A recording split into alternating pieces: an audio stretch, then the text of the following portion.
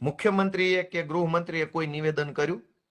તમે જુઓ કે કઈ હદે સમાજને છેતરવાનું. ભાઈ, ગોપાલ ઇટાલિયાને મળવા માટે રમેશભાઈ આવ્યા છે સમાજની વાત લઈને, તો ગોપાલભાઈ કહેવું પડે ને કે રમેશભાઈ મને શું કીધું મેં એને શું જવાબ આપ્યો. તો આટલું મોટું સમાજનું તંત્ર મુખ્યમંત્રીને મળવા ગયું, તો મુખ્યમંત્રી પછી મીડિયામાં આવીને સમાજને કઈ કીધું કે અમારે શું ચર્ચા થઈ?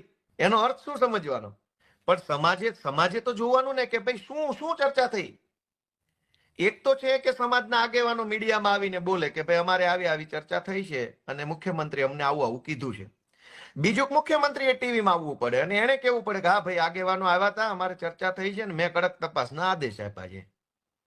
તમે જુઓ કે ન્યાય માગવા માટે મુખ્યમંત્રી પાસે જાઓ તો પણ કોઈ જવાબ નથી મળતો, તો પોલીસ સ્ટેશનોની હાલત ગુજરાતમાં શું હશે?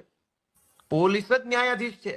કોઈ જુવાન દીકરીની છેડતીની ફરિયાદ લખાવા જાઓ તો અનેક એવા કિસ્સાઓ સાંભળવામાં આવ્યા છે. પોલીસ સ્ટેશને એવું કહી દે ભાઈ તમારે તમારી મર્યાદામાં રહેવું જોઈએ ને તમે હું કામ ફરફર કરો છો?